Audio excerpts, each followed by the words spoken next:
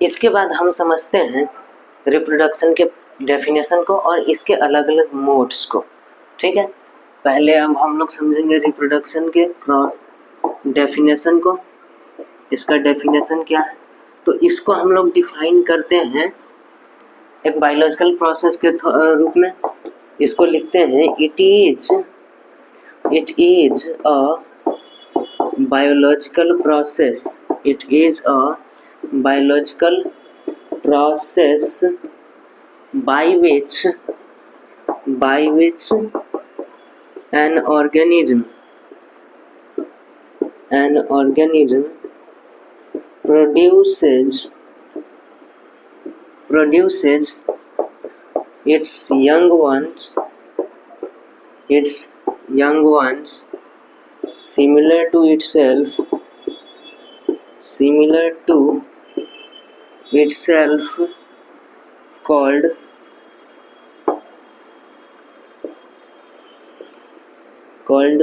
offsprings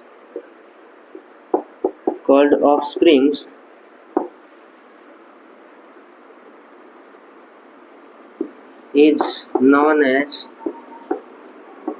reproduction.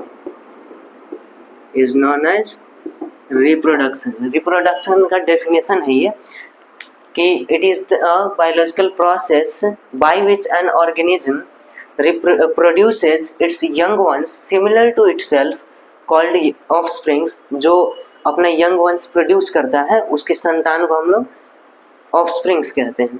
ठीक है, और इस प्रोसेस को हम लोग रिप्रोडक्शन कहते हैं। तो रिप्रोडक्शन क्या है? The biological process by which an organism produces its young ones similar to itself called offsprings is known as reproduction. ठीक है, रिप्रोडक्शन की डेफिनेशन हो गई। अब इसमें जो है समझते हैं कि रिप्रोडक्शन का जो है पर्पस क्या होता है। पर्पस समझते हैं पहले, पर्पस ऑफ रिप्रोडक्शन। तो इसको समझने के लिए आपको दो बातें जो है एनसीईआरटी कहती हैं। एक तो स्पीशीज की कंटिन्यूटी को मेंटेन करने के लिए, पहला है टू मेंटेन, पहला बात जो है एनसीईआरटी बताती है वो है to maintain the continuity of species. अपनी स्पीशीज की कंटिन्यूटी को मेंटेन करने के लिए जो है रिप्रोड्यूस करता है कोई भी ऑर्गेनिज्म। और इसके अलावा एक और कारण दिया है कि रिप्रोडक्शन जो होता है इससे वेरिएशंस जो है इंट्रोड्यूस होते हैं और ये वेरिएशंस इनके एडेप्टेशंस, बेटर एडेप्टेशंस एंड इसकी इवोल्यूशन में हेल्प करता है। तो ये चीज जो है हम यहाँ लिख देते हैं, टू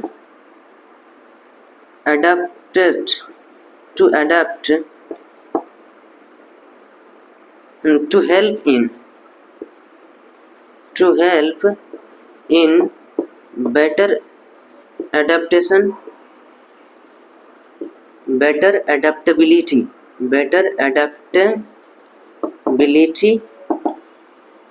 and evolution। ठीक है, उसकी बेटर एडेप्टेबिलिटी और उसके इवोल्यूशन में हेल्प करता है। ये दो पर्पस है इसका। ठीक है, एनसीईआरटी ने बताया है। इसके बाद जो है मोड ऑफ रिप्रोडक्शन कि कोई ऑर्गेनिज्म जो है किस तरीके से जो है रिप्रोड्यूस करेगा, ये डिपेंड किन बातों पर करता है उसके बारे में बतलाया है।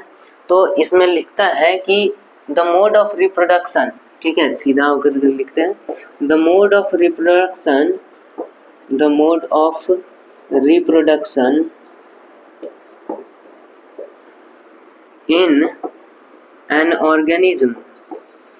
in an organism depends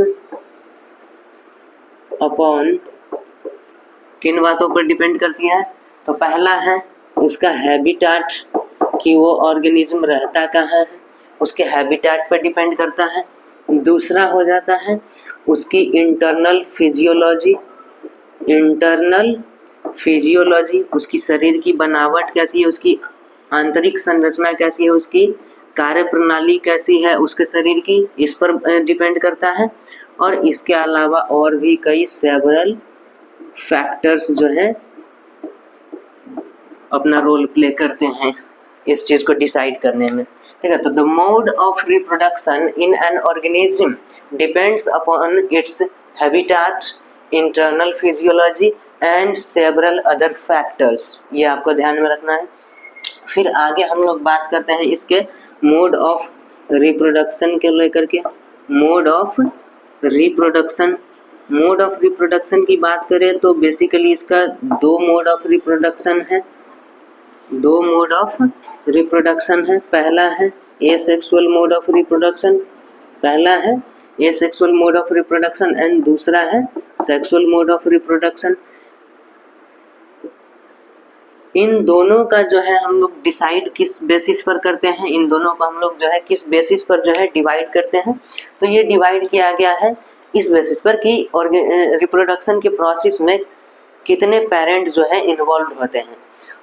single parent involve होते हैं रिप्रोडक्शन प्रोसेस में, या फिर दो पेरेंट्स जो है इन्वॉल्व होते हैं। इस बात को लेकर के जो है इस बात को ध्यान में रखते हुए हम लोग जो है बांटते हैं इसको। तो देखा जाए तो एसेक्सुअल रिप्रोडक्शन में जो है सिंगल पेरेंट इन्वॉल्व होते हैं। पहला बात, सिंगल पेरेंट इसमें इन्वॉल्व होते हैं। ठीक है, सिंगल पेरेंट इसमें इन्वॉल्व होते हैं, सिंगल पेरेंट इन्वॉल्व्ड इसमें। ठीक है, पहला एसेक्सुअल रिप्रोडक्शन में इसमें लिखेंगे it is the mode of reproduction in which a single parent is involved. ठीक है, और इसमें इसका just opposite, it is a mode of reproduction in which two parents of opposite sex are involved. इसमें लिखेंगे two parents, it is a mode of reproduction in which two parents of opposite sex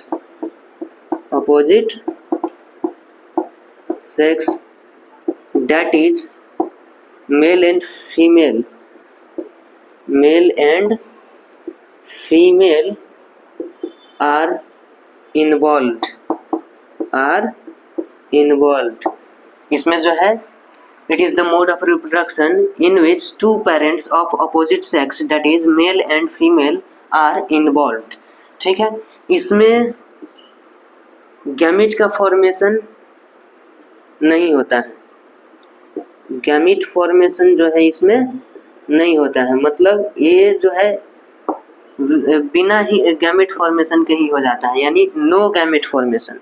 ठीक है, इसमें अगर लिखा जाए तो it is a mode of reproduction which involves no gamete formation, and इसमें जो है गैमेट फॉर्मेशन को ये इन्वॉल्व करता है, means gamete formation is involved in sexual mode of reproduction, and इस गैमेट का फ्यूजन भी होता है। यहाँ पर तो गैमेट का फॉर्मेशन ही नहीं हो रहा है तो फ्यूजन क्या होगा, है ना, नो गैमेट का फ्यूजन, है ना, नो गैमेट फ्यूजन।